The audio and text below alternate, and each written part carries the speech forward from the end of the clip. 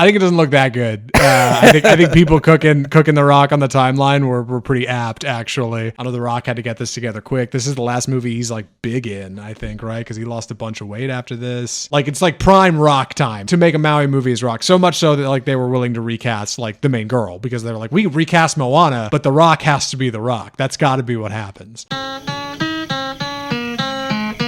This is going to be $1 billion movie. This kind of looks amazing. Again, it's following the same story of the 2016 animated version. We have, of course, Dwayne Johnson playing Maui in real live action and a wig that looks not unlike my own hair.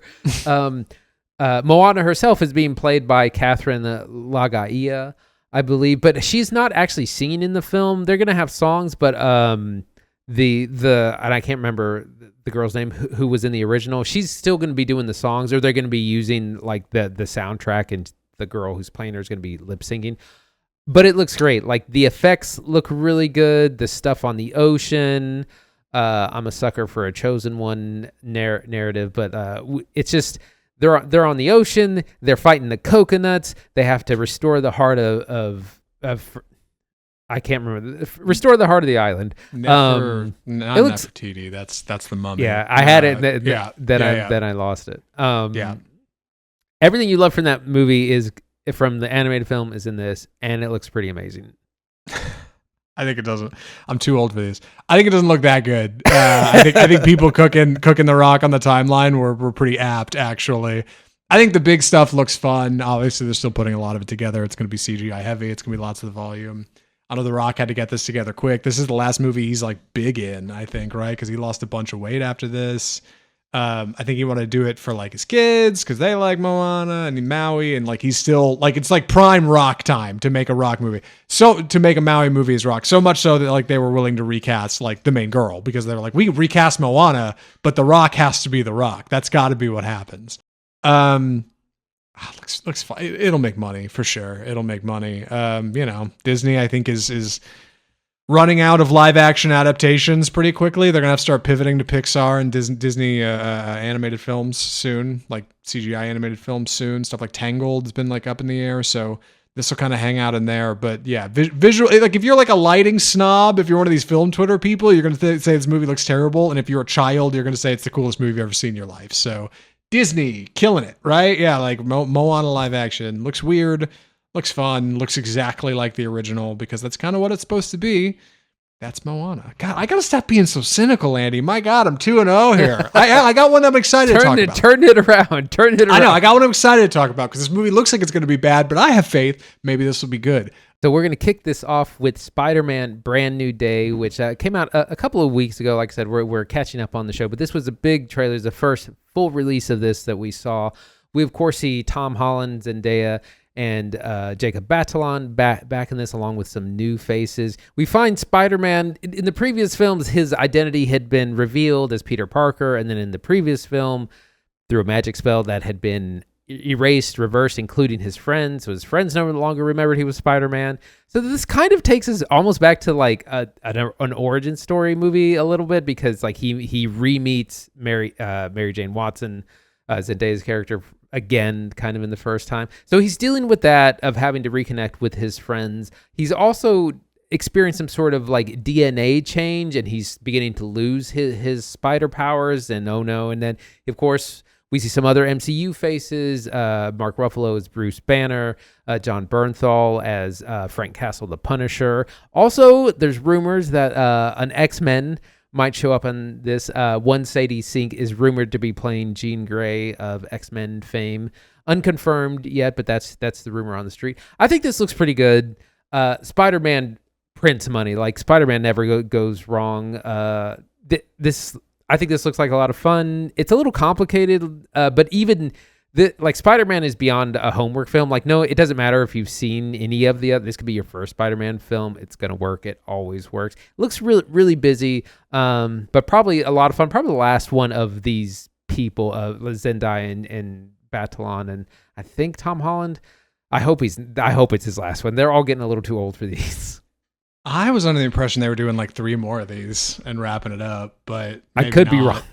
I mean, Tom Holland was talking about a few years ago how he kind of wanted to pass the torch. He's like, I don't know how much longer I want to do Spider-Man, but then he just hasn't had any sort of career to fall back on. So put the suit on, Tom. Like, we're doing it again. And that's fine. People are saying this movie looks really good. I'm not any of those people. I think this movie looks like muddy and dark, and the volume stuff looks chunky, and I'm too old for these, man. Sadie Sink showing up in the audience. I swear to God, when I'm sitting in the theater and the audience starts clapping for Jean Grey or some shit, I'm gonna freak out. I'm just gonna be like, God, like, oh God, I can't do this anymore. I've been doing this for 30 years. I'm over it. I don't get excited about it the way I do. That being said, probably a great Spider-Man movie. Andy's right. These things print money. I do pretty much enjoy watching every Spider-Man movie. If I'm gonna go see a Marvel movie, I should go see this one, even though it's like weird Marvel, Sony. It'll be fun. It'll be fine. It's going to make $1 billion. Spider-Man Brand New Day. We're going to cover it on the show. I'm gonna pep up. People have told me a spoil sport. They're like, it looks dark. But what do you mean? Look at the shadows in this thing. It looks terrible. Good God. Where is he? He's not even in a real place. Like, it's fine. Yeah, it's fine. Sure. I'm too old for Spider-Man. It's fine. This is the trailer for the end of Oak Street. Yeah, this is an odd one. This is kind of a teaser. This is coming from director David Robert Mitchell, who directed It Follows and Under the Silver Lake in 2018, which we covered on the show. Weird movie. Weird. Some people like it, some people don't. Very strange film. It Follows, also very odd. He's not done a film since. He's just been sitting on his hands.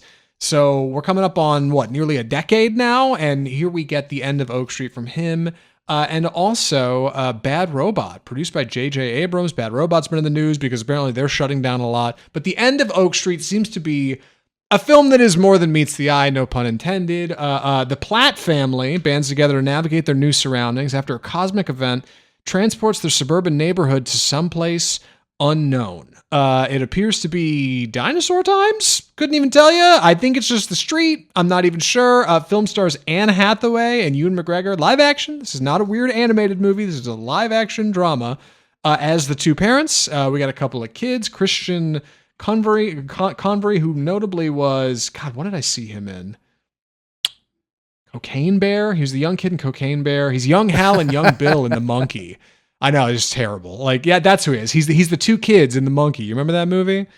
Yeah. He's the twins. Anyway, they get transported to like dinosaur times, I think, or something. And it seems like a bomb, and it seems like it wouldn't work, but also it's like from the guy who made some weird movies. So maybe, I don't know. I'm hopeful.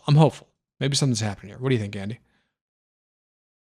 It looks okay. It reminds me of the TV show / movie Land of the Lost, which is like similar premise. A family gets transported into like underground dinosaur times.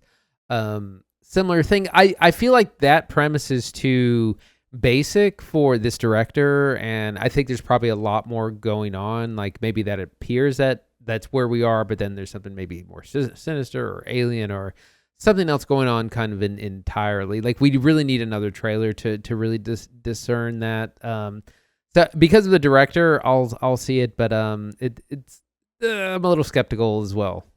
Yeah, I think that's fair. And like I think it will probably be a bomb, but maybe there'll be some magic. There's a chance. There's a chance. What's next?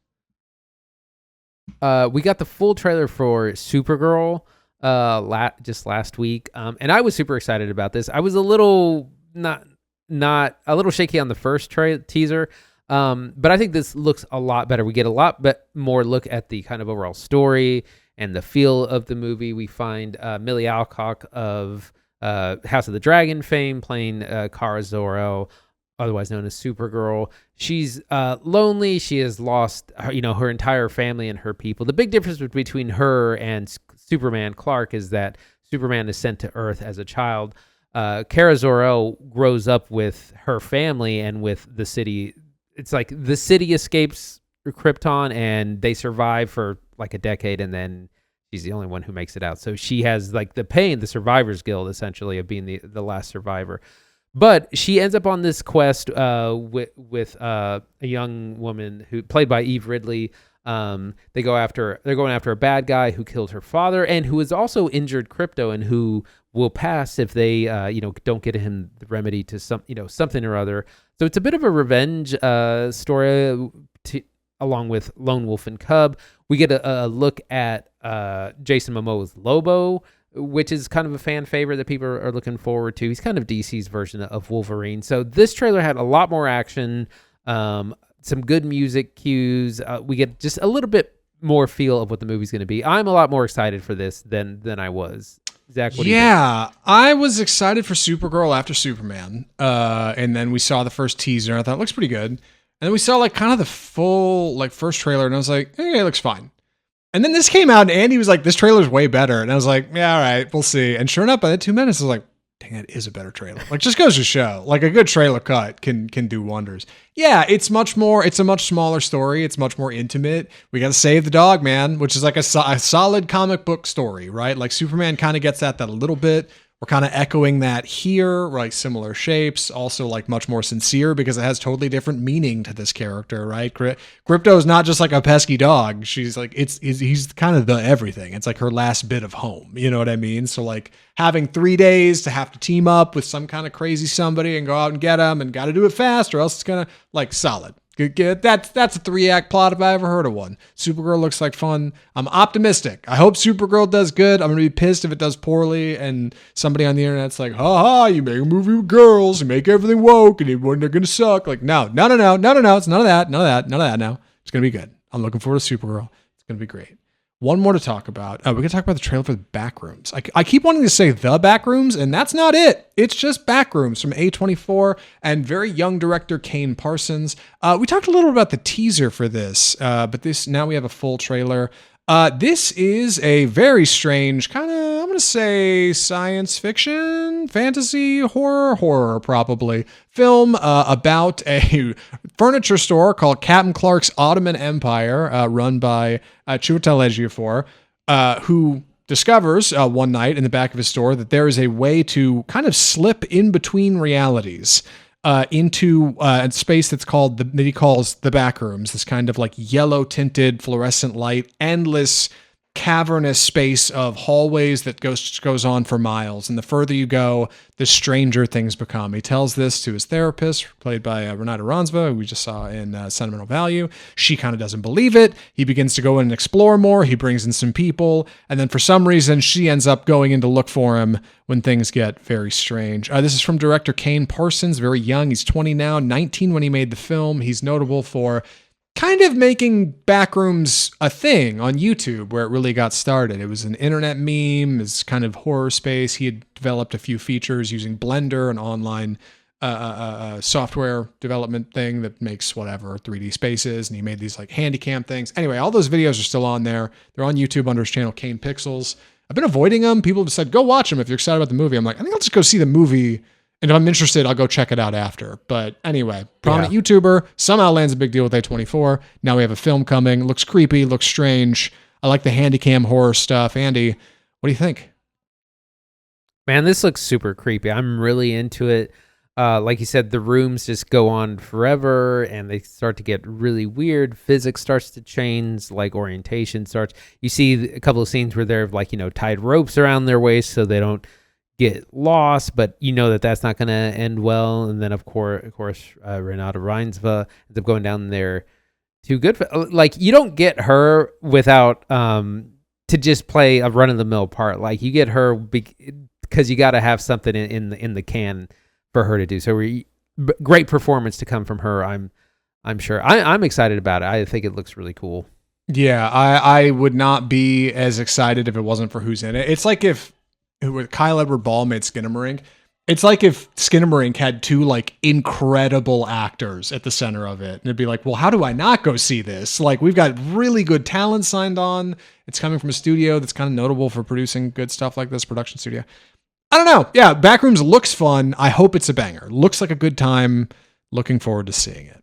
We got to talk about the drama. Are you ready? Need anything before we jump into it? I'm ready. All right. Well, whenever you're ready, please take it away. The drama.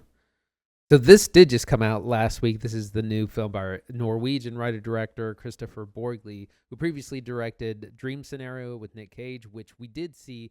Very strange, interesting movie. Little bleak in the end, but definitely something that we remembered. The drama.